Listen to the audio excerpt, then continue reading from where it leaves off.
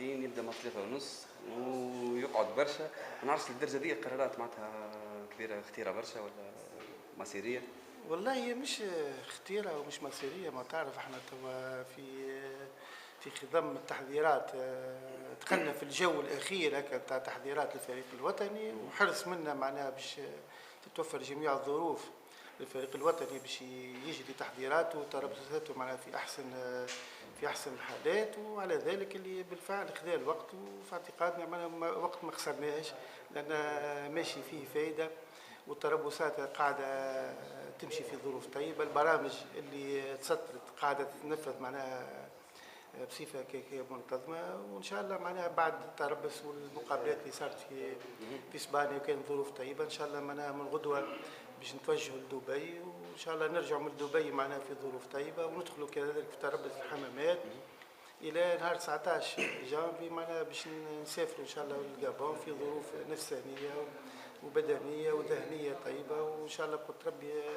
مبدئيا الظروف الكل ماشية توا في اتجاه باهي.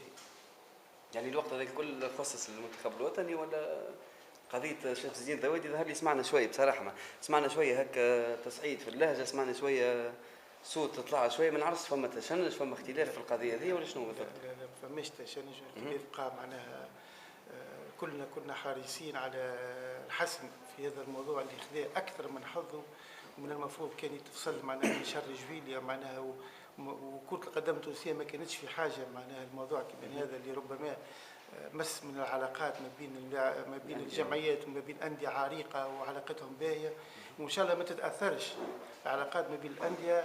الأمور معناها بسيطة كيما هذه بقى. أكيد باش خدينا تناقشنا شفنا الموضوع بعد ما لجنة الاستئناف رفضت البت في موضوع تأهيل اللاعب هذايا، واقتصر قرارها على إعادة المقابلة ما بين حمام منف والساقس، وحالة موضوع تأهيل اللاعب هذايا حالته لجنة النزاعات. سلمنا الملف لجنة النزاعات، لجنة النزاعات قالت لك أنا ما ننظرش في الملف هذا، أنا لجنة النزاعات ما ننظر إلا في مسألة النزاعات ما بين في خصوص الاستحقاقات المالية اللي ما بين سواء الأندية أو الملاعبية أو معناها ليزاجون تاع الملاعبية، ولذا ما يقعدش الأمور هكاك مسيء. القرار النهائي معناتها المكتب الجامعي تعهد هو ما خذا الشجاعات وخذا تحمل مسؤولياته، وتعهد تلقائيا بموضوع مسألة بت في تأهيل اللاعب شمس الدين الذواتي، وقررنا تأهيل اللاعب هذا لفريق النادي الرياضي لحمام منف بداية من نهار 29 نوفمبر 2011، وهو التاريخ قرار اللي خذيناه في عقوبة اللاعب هذا مدة 3 شهور. معناها الفرق ما بين التأهيل وما بين العقوبة 3 شهور، معناها ما يلعبش 3 شهور، والتأهيل هو إنسان يولي عنده الحق باش ياخذ ليسانس أو بروفي دو حمام منف، يولي مؤهل باش يلعب مع حمام منف. هذا الفرق الموجود. أهم ممكن القرارات الأخرين يعني بتاع المكتب الجامعي؟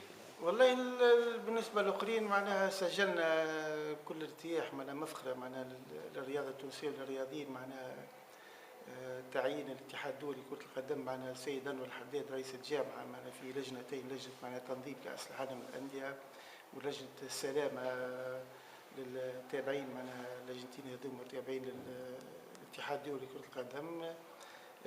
كذلك وافقنا على اقتراح السيدين مراد الدعمي وهشام قيرات كمراقبين دوليين لدى الاتحاد الدولي لكرة القدم، وحضرنا فما تنقل ان شاء الله تاع الفريق الوطني لكرة القدم النسائية ان شاء الله باش يتنقل للمغرب لاجراء مقابلة تأهيلية كأس افريقيا.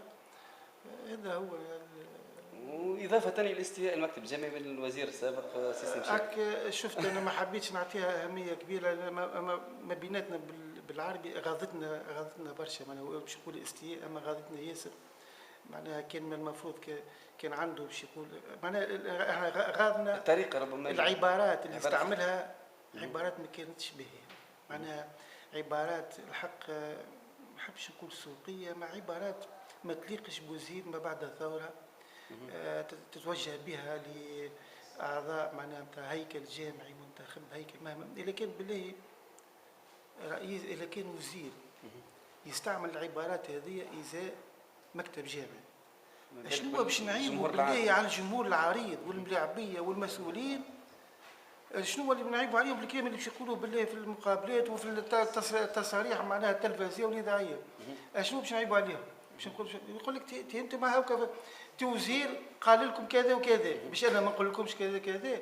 هكا شيء اللي غابنا راهو معناها احنا اللي كنت انا نعرفه علاقتنا معاه كان طيب، ومشينا له وقابلناه وحكينا معاه والحق قبلنا بالكدا، وما كنتش نتصور اللي باش يتوجه لنا بالعبارات هكا. ما يهمش، مش مشكل. شكرا استاذ.